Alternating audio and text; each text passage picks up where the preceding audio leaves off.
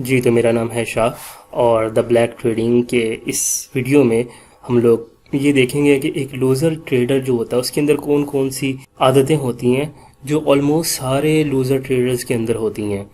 तो उसको हम एक नज़र देख लेते हैं कि क्या क्या बिहेवियर होते हैं, तो आप फिर अपने आप को उससे मैच कर लीजिएगा कि आप में कहीं ये वाली आदतें तो नहीं है। अगर हैं तो आपको फौरी तौर पे इस चीज़ को इम्प्रूव करने की ज़रूरत है।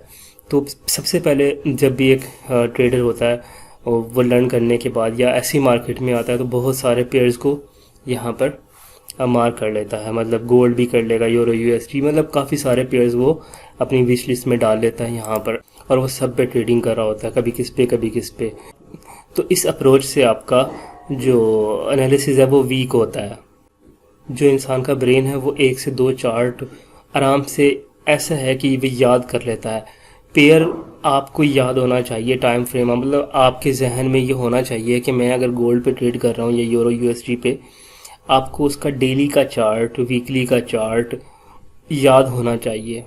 उसके लेवल्स भी आपको याद होने चाहिए, उसकी मूवमेंट्स याद होनी चाहिए। तो आपने सबसे पहले तो ये वाली जो है ना आदत, ये मल्टीपल टाइम आप पेयर्स रख लेते हैं, इसको आपको छोड़ना पड़ेगा। उसके बाद जो लूज़र ट्रेडर्स होते हैं वो टाइम फ्रेम हमेशा जो है ना कंफ्यूज ही रहते हैं कि हम किस टाइम फ्रेम के में ट्रेड करें। उनको ये नहीं पता होता कि हम लोग ट्रेडर किस तरह के। सबसे पहले तो आपने ये डिसाइड करना है कि आप ट्रेडर किस टाइप के हो। आप डे ट्रेडिंग करना चाह रहे हो या स्विंग ट्रेडिंग करना चाह रहे हो। कभी आप 4 घंटे का डिसाइड कर लेते हैं कि मैंने 4 घंटे पे रहना है, कभी आप 15 मिनट पे आ जाते हैं, कभी आप 2 घंटे पे आ जाते हैं। तो आप सबसे पहले तो डिसाइड कर लो कि आपने ट्रेडिंग किस तरह की करनी है। अगर आपने थोड़े होल्ड करनी है ट्रेडिंग तो 4 घंटे पे रहें फिर आप, सही है। तो टाइम फ्रेम हमेशा शिफ्ट करने की ज़रूरत नहीं, पहले डिसाइड करें आप ट्रेडर किस टाइप के हैं। उसके बाद आपने जो है ना बहुत से जो मेरे भी स्टूडेंट हैं उनमें भी मैंने ये चीज़ देखी है कि वो बहुत कुछ लर्न किया हुआ होता है लेकिन वो फिर भी कंफ्यूज रहते हैं। उसकी सबसे बड़ी वजह लर्न करने के बाद वो प्रैक्टिस ही नहीं करते। प्रैक्टिस करना क्योंकि एक ज़्यादा आप समझ लें कि मेहनत तलब काम है, तो लर्न करना वो देखते रहते हैं, हाँ भाई ठीक है ऐसे होता है, ये ऑर्डर ब्लॉक है, एफवीजी ये होता है। चार्ट के ऊपर बैक टेस्ट करना, उसको अप्लाई करना, उसका अपनी अंडरस्टैंडिंग के साथ उसको इम्प्लीमेंट करना, ये बहुत अहम है। और आप अगर ये नहीं करते कुछ भी सीखने के बाद तो फिर आपका लर्न किया हुआ किसी भी काम नहीं आएगा। प्रैक्टिस के बगैर ज़ीरो है। दुनिया की सबसे अच्छी स्ट्रेटजी भी अगर आपको मिल जाए ना, आप फिर भी पैसा नहीं कमा सकते। आपको पता है इस बात का कि दुनिया की सबसे अच्छी जो है स्ट्रेटजी भी अगर आपको दे दी जाए और आप उस पर प्रैक्टिस नहीं करते फिर भी आप वहाँ पर पैसा नहीं बना सकते इस मार्केट में। तो कोई भी स्ट्रेटजी हो आपको प्रैक्टिस चाहिए, उसको मास्टर करना चाहिए। चौथे नंबर पे ट्रेडिंग एनी टाइम। तो यहाँ पर ये होता है कि फॉरेक्स की ख़ास तौर पे मार्केट टाइम बेस्ड होती है। इसमें टाइमिंग बहुत अहम किरदार अदा करती है, ख़ास तौर पे किल जोन्स जो होते हैं हमारे, और जिस वक्त ओवरलैपिंग जो टाइम होता है ट्रेडिंग का, जो बैंकों की ओवरलैपिंग का टाइम होता है, उस टाइम को अगर आप इग्नोर करोगे, आप किसी भी टाइम शुरू हो जाओगे, रातों को शुरू हो जाओगे, तो फिर आपके एनालिसिस थोड़े से कम काम करेंगे। किल जोन में आपके एनालिसिस अच्छे तरीके से काम करते नज़र आएंगे। तो आपने ये चीज़ इग्नोर नहीं करनी और इस चीज़ को, आदत को छोड़ना है कि किसी भी टाइम बैठ गए और ट्रेडिंग शुरू कर दी। नहीं, ऐसा नहीं होता। ट्रेडिंग टाइम बेस्ड करनी चाहिए। फिर उसके बाद ट्रेडिंग विदाउट ट्रेंड। मतलब अगर आप ये देख रहे हैं कि मार्केट एक जगह पे फंसी हुई है लेकिन आप में क्या है कि नहीं जी मैंने करनी ही करनी है आज ट्रेड, ठीक है, आपके अंदर ये एक ख्वाहिश होती है कि नहीं मुझे ट्रेडिंग करनी है। आप पहले देख तो लें कि मार्केट की कंडीशन क्या है। वो एक जगह पे कंसोलिडेशन में तो नहीं फंसी हुई है। ऐसी कंडीशन में, या जब मार्केट कोई ख़ास ट्रेंड नहीं होता मार्केट में, ऐसी कंडीशन में आप लोगों ने क्यों फंसना है।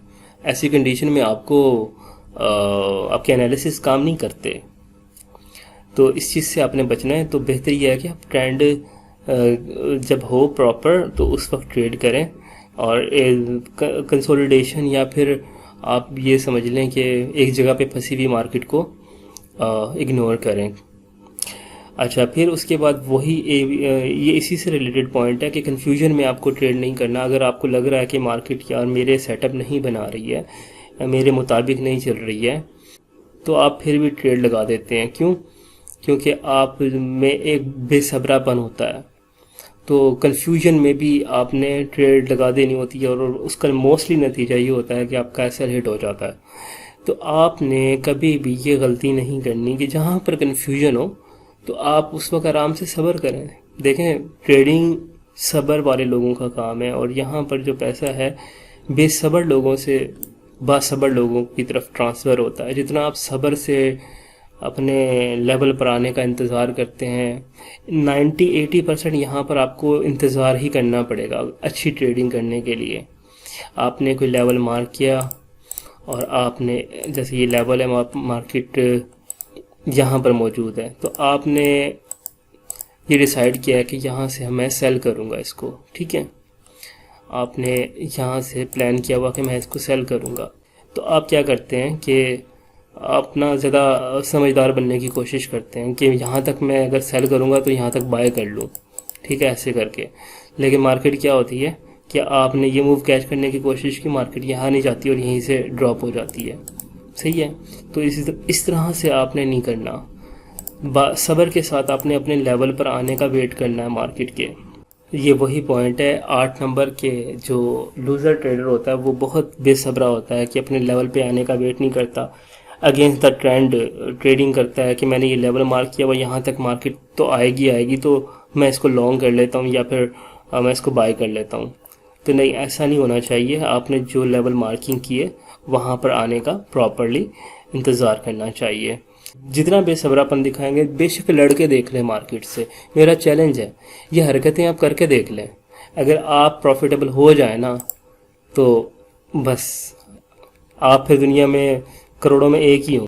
अच्छा, उसके बाद ना बहुत बड़ी मिस्टेक, बहुत ही बड़ी मिस्टेक लॉट साइजिंग की है कि आप, जो लूज़र ट्रेडर होता है वो क्या करता है, लॉट साइज़ को ऊपर नीचे करता रहता है। कभी उसका एसएल $50 का बन जाएगा, कभी 20 का, कभी 10 का, कभी 25 का।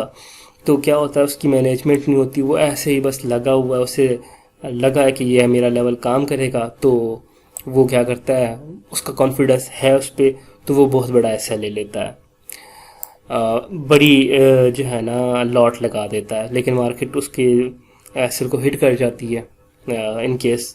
तो फिर क्या होता है कि जो उसकी विनिंग ट्रेड्स होती हैं ना, छोटी छोटी सी, $10 की 5, और एक उसने लगाई हुई है $30-40 का एसएल लगाया हुआ, तो एक ही एसएल आपकी सारी विनिंग ट्रेड्स को ख़राब कर देता है।